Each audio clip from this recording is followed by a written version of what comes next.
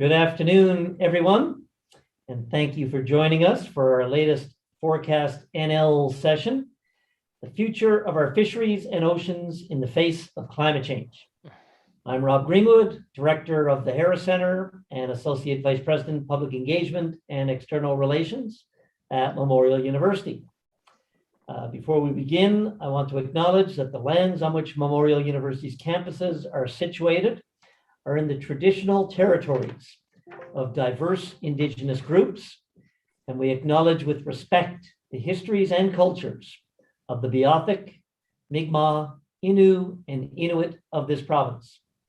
We encourage everyone to reflect on these lands from where you are located this afternoon, and to consider the Indigenous peoples for whom these lands are traditional territory. Today's session looks closely at the oceans and fisheries in Newfoundland and Labrador. We know that the fishery remains the backbone of many Newfoundland and Labrador communities. While change has been a part of fisheries for a very long time, like forever, the pace of this change has dramatically increased. And forecasts for the future of the fisheries, wild capture, and aquaculture are very uncertain. Will northern cod return fully? What other changes can we expect in fish stocks? How will the further development of aquaculture benefit communities and possibly influence the capture fisheries? And what steps must be taken to ensure that the fisheries continue to play a central role in the lives of residents of the province? We are joined today by four panelists with a wealth of knowledge on these topics. After hearing from our panelists, we'll have time set aside in the second half of this session for your questions. So get ready. Feel free to post them in the Q&A box at any point during the session, and we will read them out at the end. Sometimes we'll group them together if there's a bunch that are similar. And remember, we are recording today's session, which will be posted online afterwards in our Forecast NL forum, which is at harriscenterforum.ca/forecast-NL. And you can go to the Harris Center website to find that. Please visit that website to view all of our past Forecast NL sessions and take part in the ongoing active discussions taking place there. Now, let's meet our panelists. We are very happy today to welcome Cyr Couturier from the Marine Institute. Cyr has been engaged in fisheries and farmed seafood development, education and training, and applied research since 1981 at UNB, Dalhousie University, and for the past 27 years at Memorial University. The focus of his efforts has been on finding solutions for small and large-scale fisheries and seafood farmers and harvesters for a sustainable livelihood while minimizing environmental impacts and optimizing social and economic benefit. Some recent research has been more focused on understanding the impacts of climate change on seafood farmers and developing strategies to adapt these changes in Cambodia, Indonesia, and Canada, including Newfoundland and Labrador. Cyr is a frequent invited speaker at various fora, scientific and otherwise, on fisheries or aquaculture, and has taken part in several community forums with the Harris Center over the years and other community groups in almost all communities on the northeast, south, western, and northern coasts of the province and in Labrador. Cyr is joined by Erin Carruthers from the FFAW. Dr. Carruthers is the fisheries scientist with the Fish, Food, and Allied Workers Union, FFAW Unifor, which is the labor union that represents the owner-operator fleet in Newfoundland and Labrador. The FFAW is committed to research and management that support healthy oceans, fisheries, and coastal communities with collaborative research projects on fish species and their environments. Dr. Carruthers received her PhD in biology from Memorial University in 2011, followed by a postdoctoral fellowship with the Center for Fisheries Ecosystems Research. Her current research program is co-constructed with fish harvesters, includes research on coastal fishing communities, collaborative longline and trap surveys, and best practices for the avoidance, handling, and release of unwanted catch. We are also joined by Dr. Mariano Cohn Alonso from the Department of Fisheries and Oceans, DFO. Mariano is a scientist and adjunct professor at Memorial. For nearly 20 years, he has been studying predator-prey interactions, changes in fish communities, and impacts of fishing on ecosystems in Newfoundland and Labrador, and working towards implementing ecosystem approaches to fisheries management within DFO and NAFO. And he is still trying. He is stubborn. Thank God. Good luck with that, Mariano. And we can't forget our own Forecast NL Steering Committee co-chair, Dr. Brad DeYoung. Dr. DeYoung is an honorary research professor and Bartlett Professor of Oceanography at Memorial. Brad is an active researcher, keen to explore different aspects of the oceans around us. He is active in the planning of national and international science programs and has published widely on the impact of climate change on our oceans. Thank you all for joining us. It's really a stellar panel we have for you today. So we're going to jump right into it. I'm going to start with Brad. And Brad, how would you say the ocean is changing in terms of large-scale changes such as temperature, oxygen, acidity? And what are we certain will change? Because there's obviously a lot of things, many moving parts. So over to you, Brad, to open us up. Oh, and you're muted there, Brad. I was unmuted, so okay. So thank you, Rob, and thanks everyone for joining in this discussion. So that's a big question, and Rob, and I think the answer though can be fairly simple, that everything is changing. And we have relatively little certainty, except that change and more change is coming. So having worked in the region and in the ocean for a very long time, the thing that scientists now increasingly expect when they go out and sample the ocean is to see something different.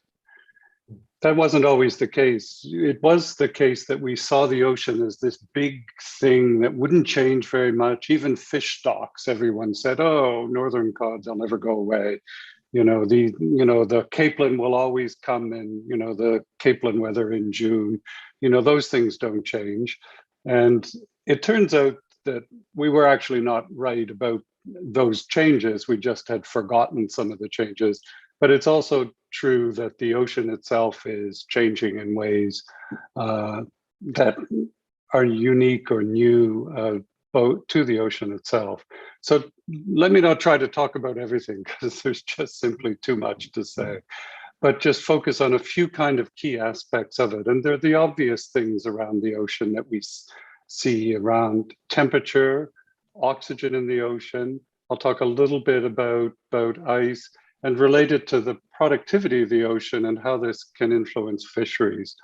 So the temperature is the obvious starting point, because it's the thing that most influences organisms that live in the ocean, because of course they all have to live at the ocean temperature. And so changes in ocean temperature are a big deal. Over the last few decades, we've seen big swings in temperature conditions on the shelf. If people recall back to the collapse of northern cod in the early 1990s, it was a period of very cold water, huge sea ice extents, lots of dramatic change in the ocean. And so there are cycles of warming and cooling water that are tied to dynamics of how the North Atlantic works, driven by ocean circulation and atmospheric events. And so we have these cycles where temperature changes quite dramatically, and we see big swaths of cold water on the shelf, and followed then by periods of relatively warm water, still cold in any other sense in the planetary sense, but warm in a relative sense in Newfoundland. But laid on top of that are changes, slower period changes in temperature tied to climate change. And so the ocean itself, in a global sense, is changing and is heating up. And part of that heating up means sea level is slowly rising. So that's a change that we can also see, though it's relatively small. And you would think that, okay, these changes, even though they're very small, may or should not be important, but they can shift a threshold for an organism from a reasonable habitat to an unreasonable one, or cause organisms to move northward as temperatures increase. Tied to temperature change in the ocean are changes in sea ice conditions. I'll mention icebergs, but icebergs are driven by lots of other things other than just the temperature. But sea ice the formation of it is driven by winter atmospheric conditions and ocean conditions. And like the temperature, there are big swings on the decadal time scale in the Newfoundland Labrador region.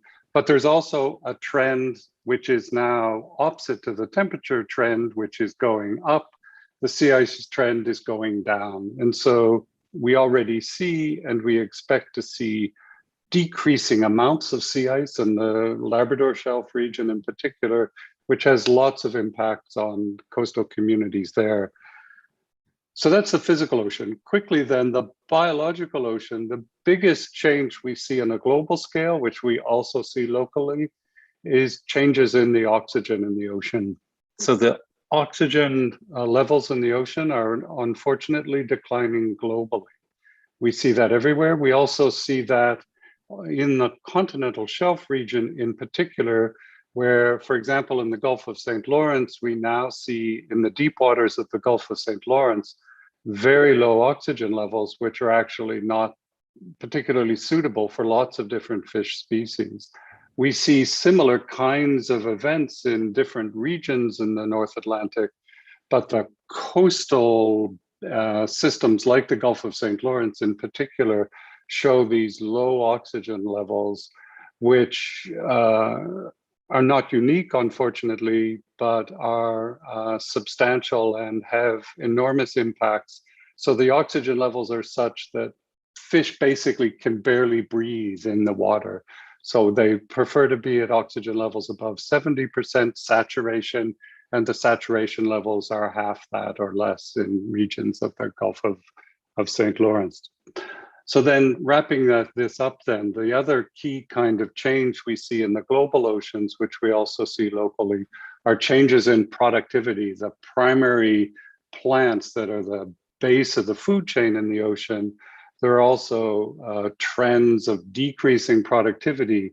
And for both oxygen and this productivity change, this is a secular, a long period change that we expect to continue for this coming century, driven by the physical changes in the ocean and the atmosphere around us. So summing up then, lots of change on short periods that's quite dramatic, but also longer, slower changes that accumulate to have a huge impact on the ocean around us. Thanks, Rob. Brad. Some sobering pieces there to consider. So Mariano, what do these ocean changes mean for the ecosystems that you look at within the ocean? What are you seeing in your research? Thank you, Rob, and thank you everyone for the invitation to be here. Really honored on sitting in this panel, and really, Brad, at some level stole my thunder on some things, but also set up the stage in a wonderful way to explain the kind of things that we are seeing at the level of ecosystems and fish communities. So as Brad was describing, the dynamics of fish stocks and fish communities in the Newfoundland and Labrador bioregion traditionally has been driven and influenced by these long-term climate cycles that created good conditions for certain components and maybe not so good for others. And that has been, quote unquote, the way in which this system has worked over time. But what we are starting to see is that on top of that, there is this climate change signal that is exacerbating some of these things.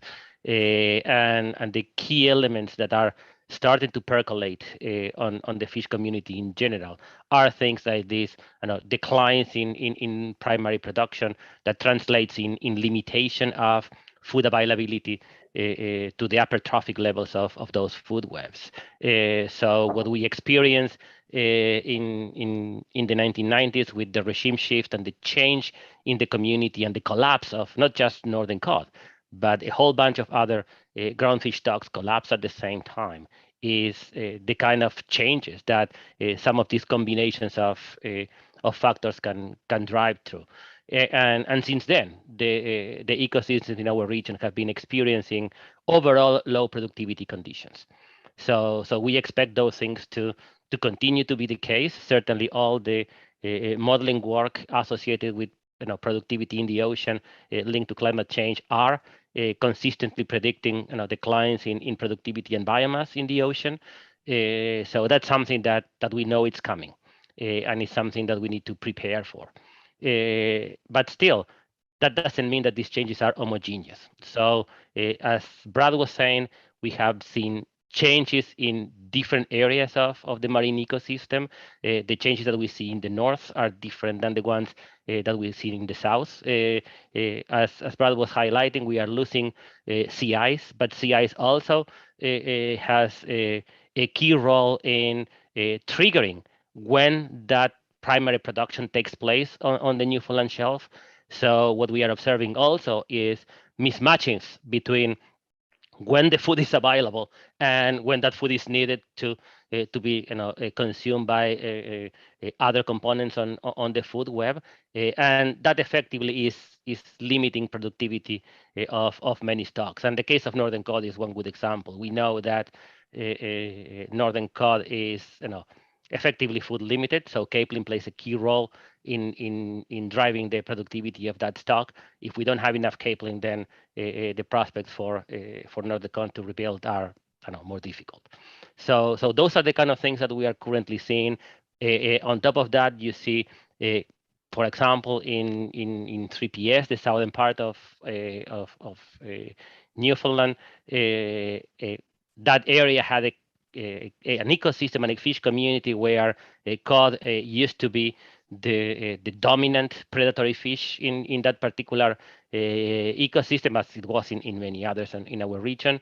Since a few years ago, that dominance has been challenged by other species and warm water species like silver hake that are starting to take a much more consistent presence in that ecosystem. So really what we are seeing is that on top of this general theme of change in fish communities and productivities, that new players are starting to take some roles. So when the decline with the decline of the shellfish stocks that we have seen over the last few years and some initial signals of rebuilding of groundfish communities, we should not take that as an indication that the system is going back to where it used to be prior to the collapse.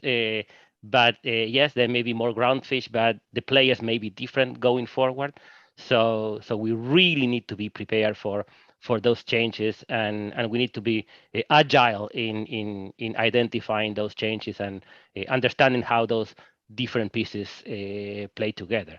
So I guess that the glass half full take is that we are starting to have a much better picture of what are those levers and key places in the ecosystem where things are happening. And if we actually focus on those things and monitor those things properly, we may get a better hold on the changes that are coming, and hopefully we can start predicting them better than what we are today. But certainly uncertainty is the theme. Super, thanks, Mariano. So Aaron, how are you seeing climate change impacts playing out from the perspective of fish harvesters? What things are concerning for you? Okay. So a couple of different ways to answer this question, and I'd like to respond to a few of the comments that Mariano and Brad have made so far. So I'm going to answer your question first, and then I'd like to respond to some of the comments that have been made so far. So in terms of what harvesters are seeing on the water, we are hearing reports of some unexpected species. Just as an example, blue runner was first, which is more of a warm water species, was first reported scientifically in 2014 on the south coast. We're now hearing reports of it coming up near shore 3L. So we're seeing that those changes. We are seeing unexpected levels of ocean sunfish or mola mola, both on the east and west coasts of Newfoundland. So these are some recent changes that have been picked up. But we're also seeing an abundance of species like Atlantic halibut in places where they haven't been before. So harvesters who been on the water since the 1970s in places like North Dam Bay or parts of southern Labrador are reporting finding Atlantic halibut, which they have not seen in their areas, in their recreational cod fishery or in their gill net. So this is something new for some of those areas. So that's kind of exciting. And also when we look at Atlantic halibut, we know that the two major stocks on east coast of Canada, the Southern Grand Banks and Scotian Shelf stock, and also the Gulf stock in NAFO divisions 4RST, both of those have been on a steady upward trajectory for the last many years. And we're also seeing, similarly, we're seeing increases in both the catch rates and abundance of lobster on the south coast, the northeast coast, and the west coast. So we're seeing a lot of changes there. We can't talk about changes that are happening in Gulf of St. Lawrence without talking about the phenomenal recruitment event of redfish that is happening in the Gulf of St. Lawrence right now. For those of you who aren't deep into redfish, 90% of the biomass from the RV survey in the Gulf region by DFO's Standard Research Vessel Survey, 90% of the biomass that they see is redfish in the Gulf of St. Lawrence. So we are seeing some very large changes that are happening. And we hinted at this earlier in that there is always change happening in fisheries, and there's always been change happening in fisheries in Newfoundland and Labrador. So yes, we are seeing declines, and we have seen declines in species like northern shrimp that since for about the last 15 years. But we're also seeing northern shrimp return to a level, to biomass levels that were comparable to the 1990s. So it's a very difficult thing to try to tease apart what is a change related to changing predators, to changing temperature, to changing environments, because these things, of course, all happen at the same time. Second part of your question, Rob, was what is a concern when we're looking at climate change in fisheries and when we're thinking about climate change in fisheries? So just on a fish stock level and on a management and understanding of fish stock level, I think one of the concerns that I have is that with increased variability, that increased variability may be affecting our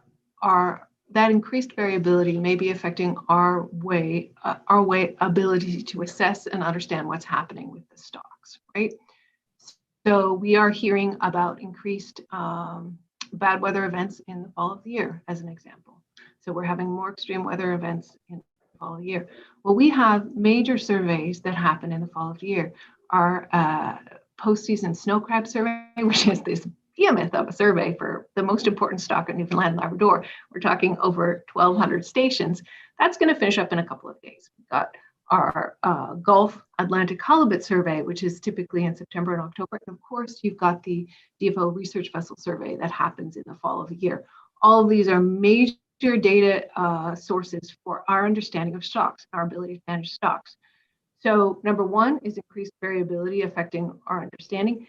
And number two, and probably more importantly, we expect to see changes in the distribution of species where they are, but we also expect to see changes in the seasonality of species, or the phenology. So think about your fish, think about where and when it feeds, where and when it migrates, where and when it grows, and where and when it reproduces. These are all really important things for us to track to understand the health of stocks, right? And if that's shifting, is our current tools sufficient to be able to track those changes in fisheries with increased variability? So that's sort of, from a fisheries scientist perspective, that is my major concern when we're talking about fisheries and fish stocks with respect to climate change. I do want to come back to the comment on productivity and expected lower productivity. This is a conversation that Mariano and I have at, I think, every single stock assessment in Newfoundland and Labrador. We are seeing some changes that way, for sure. We are seeing it from the RV survey in terms of the surveyed biomass, but we're also seeing some changes that are not necessarily about decreased productivity. The zooplankton biomass levels are not decreasing since 2012 on the Newfoundland shelf. We are seeing, northern cod is not where it was in terms of abundance of where it was in the 1990s and earlier, but it's an awful lot better than it was in 1995. 1995, what was it? 9,000 tons. Now it's over 400,000 tons. So over this time period, where frankly, people have been saying we've been in a low productivity situation, we've seen some major changes that have not been all bad. So we really have to be thinking about that non-homogeneous change, and also what is happening, where and to what species. So I'm sure we'll come back to that again. Great, thanks, Erin. Cyr will switch gears a little bit in terms of aquaculture. Obviously isn't immune to the changes we're seeing in the oceans and their ecosystems. What is top of mind for fish farmers right now? And what are the changes climate change or challenges climate change is presenting for the aquaculture industry? Well, I'll just echo what Brad and Erin and Mariano have already said briefly, that the only thing that's certain is that we're uncertain about the future and shifting habitats and interactions among the various components of ecosystems. And, you know, if you are getting a shift in productivity to the negative inshore or offshore to the positive, as Erin pointed out, I think that's related to what Brad initially mentioned, that we have changes in large major oceanic currents and availability of nutrients for those organisms. So it's going to be tough, obviously, to predict where the stocks are, what the productivity will be, and to get full assessments. So with aquaculture, what we see globally, and in particular here in Newfoundland, is, of course, temperature is a problem. Increasing temperatures in the summer, and sometimes decreasing temperatures in the winter. If in areas where there are seasonal changes to that effect, we are seeing challenges to the organisms, the animals, or even the plants, the seaweeds, for example, that I've studied with small communities in Indonesia. We have those species not really adapting to those increased changes as rapidly as, for example, the microbes and the smaller organisms in the system. So productivity does decrease there, and those types of organisms don't adapt to increased temperature as rapidly as, for example, some of the smaller organisms.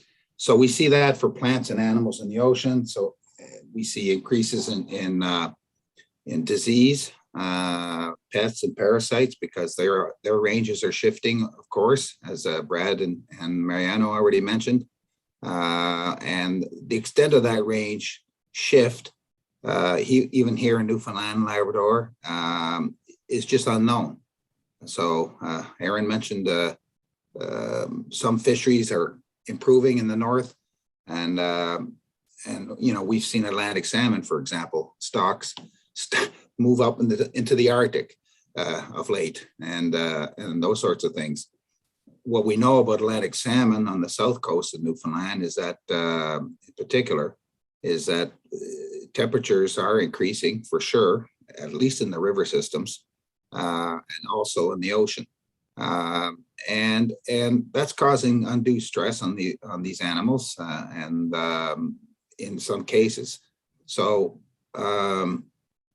combine that with the low oxygen content of Gulf waters or deeper waters in the ocean on the south coast of Newfoundland, which we've known about, low oxygen, colder temperature, you know, just since the days that Dick Heydrich was doing studies in the south coast of Newfoundland, we know that there will be hypoxic conditions, for example, in the south coast of Newfoundland. So for breathing organisms, respiring organisms such as Atlantic salmon, obviously farmers will have to adapt to that. It's either that or get out. You know, we've seen in the media, in the broadcasts over the last couple of years, a number of mass mortalities that have been basically attributed to hypoxic conditions in the net pens, and you can't I don't think you can just blame climate change, but you can partly blame climate change for that. And also husbandry conditions, where if the farmer doesn't take adaptive measures, they're going to continue to lose animals. Now, there's no fish farmer that wants to continue to lose their animals or their plants anywhere on the planet. You're going to be out of business pretty fast, right? So, especially if you spend hundreds of millions of dollars. Other changes that we see globally and maybe even here in Newfoundland is this decline in productivity. In the 1990s, after the cod moratorium, around the same time as the cod moratorium, we know that part of that was due to decrease in primary productivity, food availability for the capelin to feed the cod, and then the collapse from most likely over harvesting by everyone. There wasn't really good recruitment. And it was the same pattern that sort of came into the inshore for lobsters, for example, in Notre Dame Bay, where we saw a decline in primary productivity all through the 90s and 2000s. And even the mussel farmers weren't getting the same patterns of reproduction and production that they had seen for, the previous 10 years. So we know that that's shifting, but it's not encouraging that it's shifting that way. Will it come back to be more productive? Yes, Aaron pointed out that we are seeing more productivity, both on the primary production side with macroalgae and Notre Dame Bay, some more lobsters, but that might be part of their decadal sort of recruitment patterns. But all of these things play a role. So I think from aquaculture's perspective, the key is that we don't know exactly where things are going, but that we have an inkling where they're going to go. Here in Indonesia and other places that I've worked in, and that the farmers are just going to have to adapt, because if they don't adapt, they're going to perish, right? A key message. Maybe for the next question, we'll go in the reverse order. And I'm watching the clock, so your opening comments are a little longer. We'll be more succinct going forward. So Cyr, I'll keep you on the hot seat. How should we all be planning for the future with some of those issues and themes? What investments do we need to be making now to best prepare for our industries and communities? Briefly, what would you say on that one? Well, I think communities have to be aware that the shifts in climate and the potential impacts on the infrastructure and all of these things should be understood. They should understand that the future is somewhat uncertain. So what sorts of investments? Well, on the infrastructure side, of course, in rural Newfoundland, that's a big issue, right? So you're going to need communications infrastructure. You're going to need probably wharfage infrastructure, and there's some steps being taken towards that. And if I was living on the south coast of Newfoundland, or any coast of Newfoundland, with the rising sea level and the increased storm intensities, I think I would just move a little bit further up, up from the water. Okay. But it's not always possible, obviously.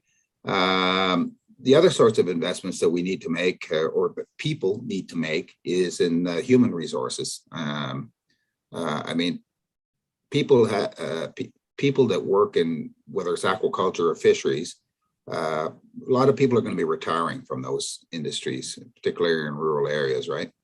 And or just getting out of it because there's no work, one or the other. But so that's fine. But then who's going to come behind and fish those fish, or farm those fish, or shellfish, or seaweeds? So you're going to need infrastructure investments in terms of human resource development, technology development, that sort of stuff. And you're going to need younger people, I guess, to come in and work in those areas. I mean, when you're as old as I am, since 1981, you're not going to be out on the farm every day, okay? And so that's one of the investments that I think the people of Canada and the people of Newfoundland and Labrador have to make. The other, sorry, I've gone more than a minute. And the only other infrastructure, or not infrastructure, but I think investments that the industry, let's just say currently in my case, the aquaculture industry, they do have to invest in innovation, research and innovation, so that they can adapt their production to the ever-changing conditions. And so that's all I would say. Thanks here. Aaron, what would you add to that or say different, or your thoughts? Okay, thank you.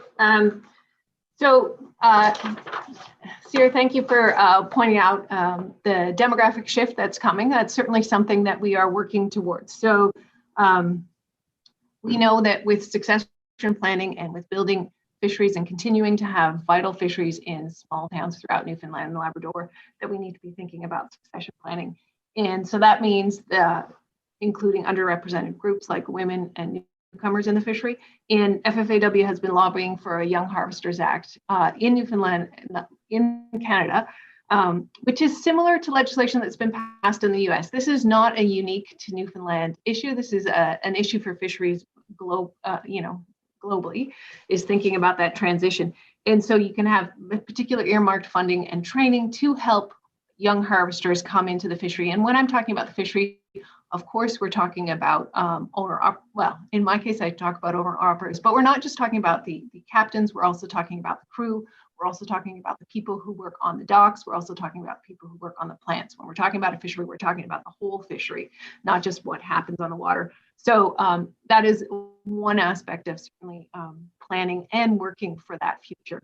A second example is in terms of what I call fail-safes in terms of assessment and management. So we know that we're facing a time of increased uncertainty, and we know that we have these phenomenal long-term data series, but we also should be looking at specifically tracking, are there changes in where the fish are and when they're doing what they're doing, right? So that is just another way of adding a fail-safe onto the existing data that we have. So I think that is incredibly important. Number three, I think, especially for the inshore owner-operator fleet, which FFAW represents, it's really important to have diversified fisheries. And by that, I mean the ability to move between different fisheries seasonally. We already have fisheries where an individual harvester may move from shrimp to crab to cod to squid. We know that all of these things happen, and that's important in terms of people's ability to adapt. So, we know that that's going to be part of the fishery of the future. And then sort of another aspect, and we're working really hard on this in the Gulf fishery, is that sometimes you have these new opportunities come on. And so when you're looking at a new fishing opportunity, then the question is, how do you fish not only that stock sustainably, but how you fish that stock sustainably without harming other stocks or other fish? That's one aspect of it. And also, how do you make sure that you have the infrastructure so that the harvesters on the water, so that DFO, so that the processors, so that everybody has the information that they need to track that fish and to fish that sustainably. So this is, we're 3 years into what I expect is going to be a 10-year process, but we have an opportunity with Gulf redfish to be looking at a fishery that might support coastal Newfoundland and Labrador and other communities around the Gulf region for 20 plus years, given the longevity of the species and the biomass that's there. And so we're coming at it not only on a redfish species basis, but how do we protect other important fisheries like our Gulf halibut fixed gear longline fishery, which 550 vessels depend on and is a high value sustainable fishery, right? So these are the types of questions that we're thinking about when we're thinking about building a future fishery that can be adaptive to climate change, but also to all of the regular stressors that we have in a fishery. Great, thanks, Aaron. Mariano, briefly, your thoughts on planning for the future and investments that are needed. Okay, just for the sake of brevity, I will just not repeat what Sir and Aaron have said, but echo many of their thoughts here. And actually, Aaron gave me a nice segue on where I think I can add a little bit more on this conversation, which is really focusing on the science side and understanding that fish stocks are driven by environmental drivers, species interactions, all these ecosystem functioning that makes them do what they do. And if we want to actually be prepared to adapt to the changes that are coming, that's the kind of things that we need to start bringing more often in our stock assessment type of work. And we really need to start shifting more effectively from the traditional single species stock assessment perspective that the department had in the past to more ecosystem-based management type of approaches that consider those species interactions, that allows to bring in the effect of climate change, but also these other stressors that Erin was talking about. And that's important because Erin pointed out several examples of things that have been doing better recently. And that's important because in a world of change, as we are seeing it come, we know that productivity overall will be low, at least lower than where we are now, if the projections are right. We today have half of the biomass in the Newfoundland shelf, according to our surveys, of what we had prior to the collapse, with all those changes within. But still, that means that in some cases, some stocks will do well, and we need to be agile to respond to those changes and take advantage of those opportunities. So really bringing about ecosystem approaches to management will give us the perspective to play with all those things together and try to make the best of whatever deal of cards we got. Super. Thanks, Mariano. And after Brad weighs in on this one, we're going to open it up to the questions. I see some coming in. And Brad, your thoughts, anything we haven't heard on this one? Well, there's always something new. There's always a new rock to turn over. Well, I think given the change and uncertainty we face, I think there are several things that we need to shift our approach on. One is we need both better data and better information, better sharing of that information, better use made of it. So I think that's an important thing. And part of that is we need more cooperation. I think we've often seen ourselves as competitors for information, for ideas, for resources, for all these things. That's not going to work. If we keep competing like that, we'll compete ourselves into oblivion. And so that, I think, is a change that we need to foresee. And I think looking forward, we need to really build in this expectation of change. I think, fish harvesters, when they buy a boat, are thinking, oh, I'll apply it to this fish stock. This fish stock's been around for decades. I'll be able to get this license. I'll be able to operate. That kind of planning is much harder when you know that change is coming and change is at the pace it's at. And the final point I'd make is really around this need to change our perspective. And the key thing is that the past is no longer a predictor of the future. I think that's how most of us live our lives, with the expectation that change isn't really happening, even though if we look backwards, we can see so much of it. But in looking forward, we have this expectation that somehow I've got it all organized. I know what's coming next. I've got my nets set. I've got my instrument in place. I'll go out and do this and it'll all be good. That backward prediction tells us that the change is increasing in pace.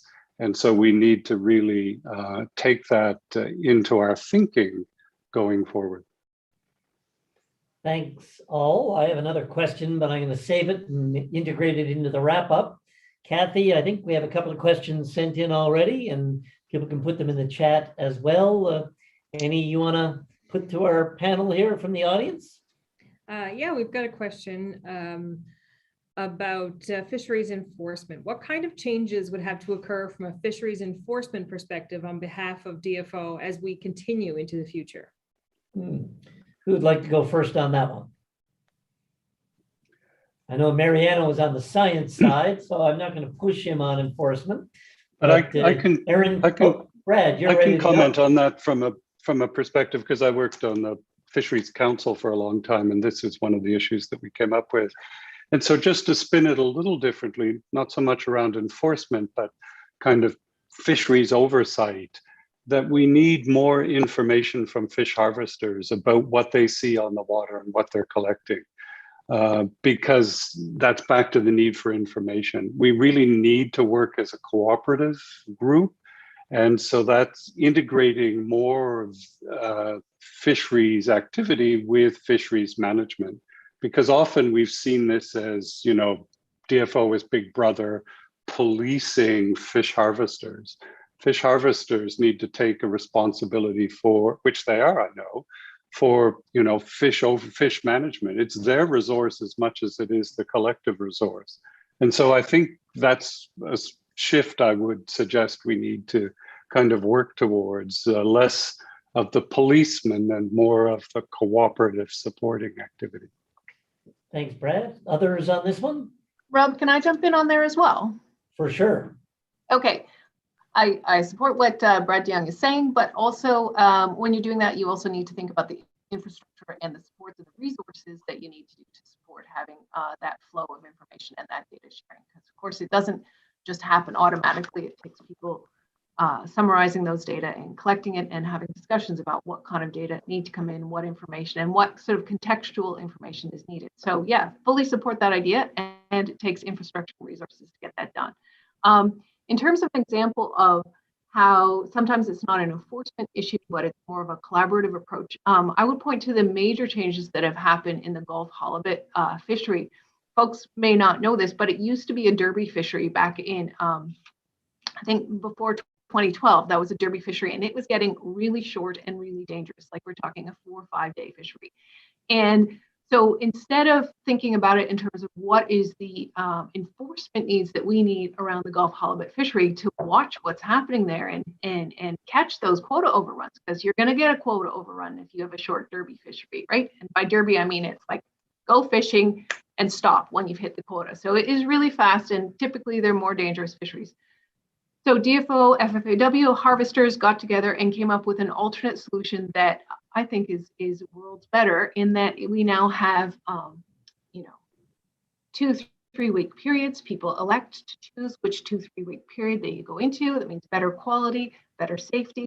But also with this fishery is you have tags attached to the halibut. So the halibut and the amount of weight that comes in is related to your individual allocation. So it decreases the amount of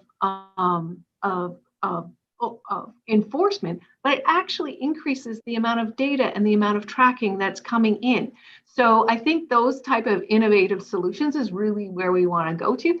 When we look at what's happening in cod, because we're in Newfoundland, so we always talk about cod, there are over 300 ports that land cod, right? So if you were looking at it straight as I need to watch every single port, that is an unanswerable question.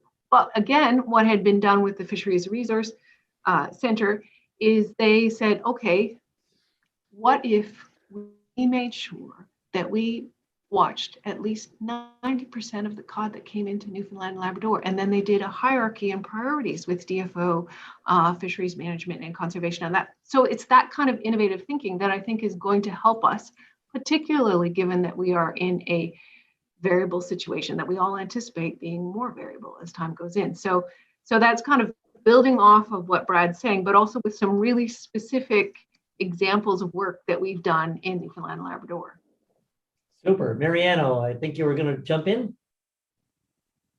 Yes, but looking at the time, I will just keep it brief. And I want to echo both interventions from Brad and Erin here. And I guess that for me, the take-home message is that ideally, the best enforcement is the lack of need for enforcement. And that means that, at least to me, that if everybody that is involved in the fishery understand why things are done the way they are, and if we actually can work together and collaboratively to develop those rules, then there is this understanding that what we are doing is actually the best we can do. So if that happens, then going around becomes less of an issue. So ideally, if everybody does the right thing because they believe that that's the way to do it, that works better than just trying to police everyone on doing a particular thing. And we can only get there if we work together and collaborate in developing those rules. Thanks, Absolutely. Mariano. Sierra, anything you want to add on this one? Yeah, I'll just wrap it up. The question was about enforcement, right? Do we need more police for the fishery? And I think, Brad, Mariano, and Aaron made some quite good points that really there's a willingness for people to share information. And by sharing that information and common understanding of where the fishery is going and why there's a need for monitoring stocks and its variable, is really all you're doing is you're saying that you're sharing that information and you're being more transparent in your communication, okay? And with aquaculture, they have to be more transparent because, and share the information. It's legislated. In the fishery, it's not so much, right? We know that, fisheries quotas are sometimes done for political reasons, which is one of the faults of that particular governance legislations that we have in this country. But so if I was to, and seafood, fishery and aquaculture are about food production. So if I was to say anything, I would about all of that, increasing transparency on all sides is needed, better communication, obviously, and better governance legislation. Give it to a Crown agency or some other agency that can deal with it rather than the politicians. That's my words. Thank you, sir. Kathy, I see a bunch more questions. Any we can group together there? Is there a cluster or what's up? Sadly, there are no clusters. So there is a specific question to Aaron, so we can perhaps ask that one. Yep. Can you suggest how we can adjust surveys and assessments to account for changes in life strategies, habitats, spawning, timing, etc.? Sure, and then I'll see if Mariano wants to join in as well. So number one, I was not suggesting that we shift our surveys. We have surveys that are over 25 or 50 years long. That was not what I was saying. What I would say is that you look at what the other information that you have coming in on the different sides of that survey. So if your RV survey is in September month, or if your crab survey is September, October month, what is the information that we can get that can make us reasonably certain that we're tracking seasonality from outside of that survey? What is the complementary information that we need? And then if we see changes in the complementary information, then maybe we have to go through a survey adjustment. But a survey adjustment is a major 5-year process, because the last thing you want to do is change a survey and then have data that you can't correlate between the before times and the after times, right? So I'm not saying we're shifting the surveys. What I'm saying is that we need to also be tracking what's happening at the beginning from other data sources and ask specific questions. Is the location and extent of the species shifting? Is the seasonality of the major life events shifting? Do they spawn earlier or later? Are they spawning in different areas? And where this is a major issue for mackerel fish harvesters in Newfoundland and Labrador, who we have been seeing really small, what we call pencil mackerel, less than 20 centimeters length. Those are young of the year. Where are they coming from? Are they coming from the major spawning ground in the Southern Gulf of St. Lawrence? So that's sort of the major question there. And so then you start asking questions about where else you have information. One of the things that talks about openness in data is that one of the things that we have seen when fisheries collapse, they typically collapse in on themselves into a smaller core area. We know that this has happened. This is very well documented in Northern Cod, right? We wrote the book on it, is that you can see that happening. So we should be tracking the extent not only of species, but of fisheries. But because we have a Rule of 5 Privacy Act, whenever there aren't that many participants in a fishery, you actually cannot track the spatial extent. And so in a time where we really want to be watching spatial extent, then we need to look at what are the barriers for us to be able to track where species are and how their distribution is shifting, if it is in fact shifting. Thanks, Aaron. Mariano, did you want to jump in quickly on this one? Yes, just following up on Aaron, a couple of things. One, as Aaron is saying, our current DFO surveys, the large-scale RV surveys, cover a fairly large real estate area. Not everything, but certainly very large, and they are quite a complex piece of science to get done. So changing those surveys without losing continuity in the time series is certainly something that we want to avoid. But that doesn't mean that they are perfect, and therefore anything we can use to complement those surveys is worth doing, especially given the changes that we expect to come. In terms of some of the other elements that Erin brought up in terms of the rule of five and the privacy regulations and things like that, that can be an issue. Certainly, we need to summarize information in a way that cannot be identified to any particular operator or business. But some of those things can be overcome if the individual participants actually sign a waiver to allow us to present that information fully disaggregated. So maybe if we cannot really change the law on those things, because also those laws have a good reason to exist too, we may actually come together and agree that the participants on a particular fishery, if they are in agreement, obviously, to allow to disclose that type of information individually, and that may help us get into the kind of analysis that Erin is asking about, and actually could be a good way of developing cooperation and working together and co-production of knowledge, which is certainly where we want to go. So there are options to do. We're almost out of time. Kathy, any question floats to the top there we can clue up on, or a couple you can bundle? There was a question there on more like a quick one, I guess, maybe. When fishers have to pay for a license, they have access to specific quotas.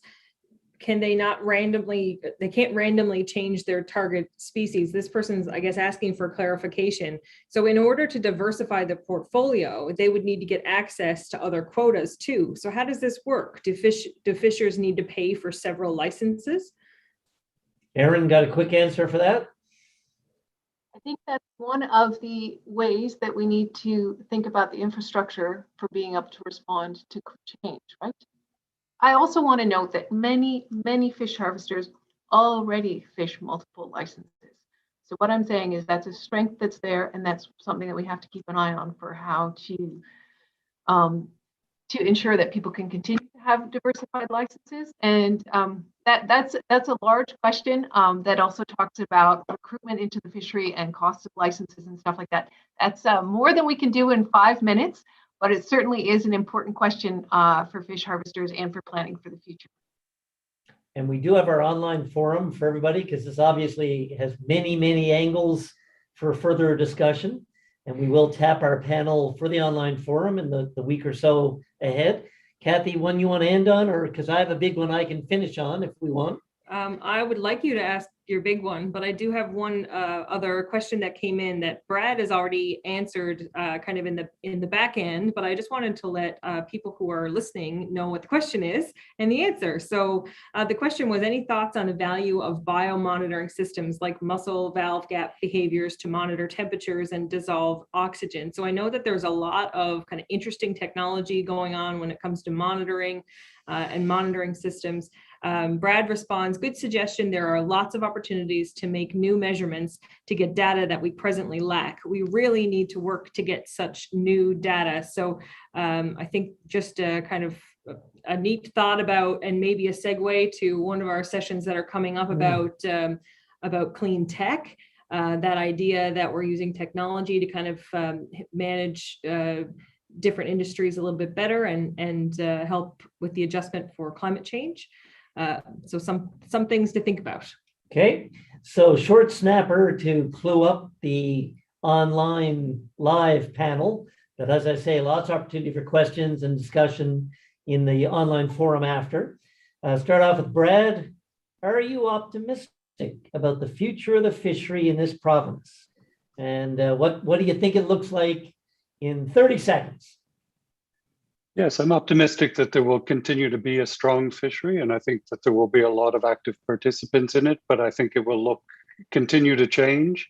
Some things will look the same. I mean, change doesn't mean that everything goes away and something new comes, but it does mean that, you know, the way in which we fish will change, I hope, because I think we can fish better, but also that the fishing activity itself will change, and, you know, fish harvesters will maybe change in who is fishing. So I think lots of change, but for sure there. Aaron, your thoughts? So the question was, are we optimistic about the future of the fishery in the province? Yes.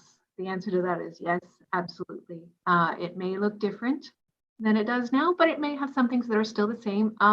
You know, I think often when we talk about the fishery in Newfoundland and Labrador, we talk about sort of a negative trajectory. Just the current landed value was a banner year this past year in Newfoundland and Labrador fisheries. 800 million landed value in 2021. So, you know, we tend to talk about Newfoundland fisheries, and we tend to talk about it since the collapse of cod in sort of a negative trajectory, but there's been a lot of value built, and there's been a lot of shifts and new people coming in. And I think we'll continue, I mean, we will obviously continue to work for an owner-operator equitable fishery in Newfoundland and Labrador that supports the communities onshore. So I feel that we've missed a little bit of the discussion in terms of the infrastructure and the onshore processing and the supports for municipalities and smaller communities around Newfoundland and Labrador, because it is this fishery supports quite a lot of those communities throughout the province. And maybe that's a separate session with the Harris Centre to talk about that aspect of it. Right on. Thanks, Aaron. And for all of you, of course, glued to your new vital signs from the Harris Centre and the Community Foundation just been released. There are stats there and on landed value and total volume. And it is, as you say, Aaron, really impressive. Cyr, optimistic? Always optimistic. The alternative is not acceptable. The reality is, I'm looking forward actually to get the Stats Canada roll up for the last census, because just to make a commentary on the small communities, coastal rural communities, there's a dozen or so on the South Coast that are,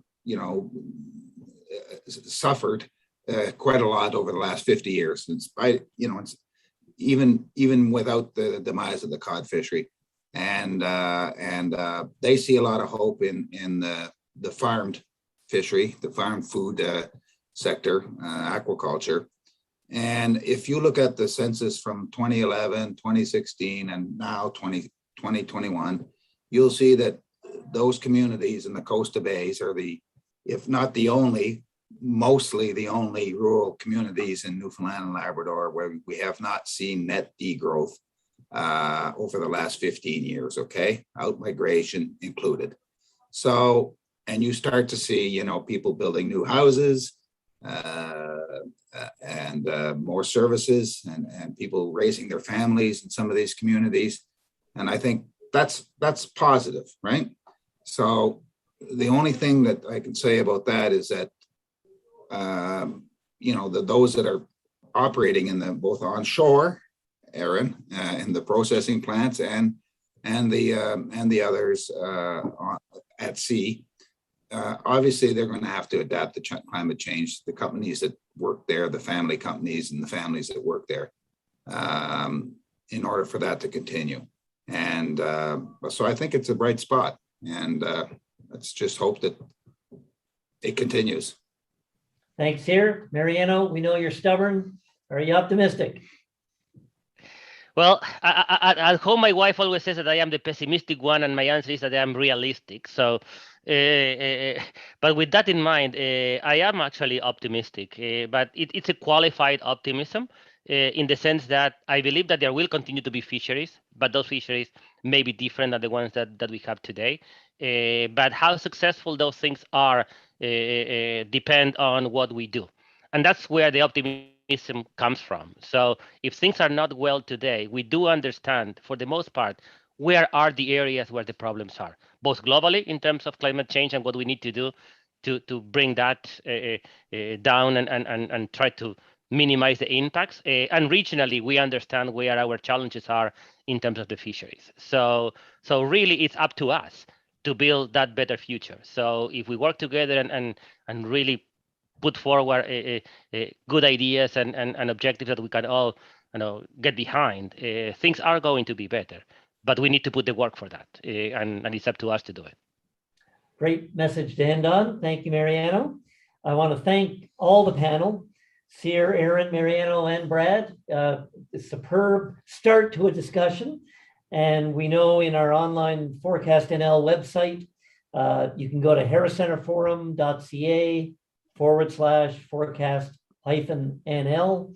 You can go to the Harris Center website to get there, to watch the recording of this session and to find out about future climate-related sessions, but also to continue this dialogue. And we will keep in touch with the panelists as questions arise that you perhaps could weigh in on again. So if you didn't get your question asked, please go online to the session, to the online forum. Stay tuned for our next couple of sessions on the future of green tech and renewables in Newfoundland and Labrador, dates to be determined. Thanks to the Harris Center team for pulling this session together. And of course, thank you to all of you for attending and participating. We're all wrestling with the challenges of climate change, economy, and society, but we are also optimistic. And so let's work together on it all together. Thanks a million for taking part, and we'll see you soon. Thanks very much. Thanks, Rob. Thanks, everyone. See you. Thank you, Rob, and thank everyone. Keep well.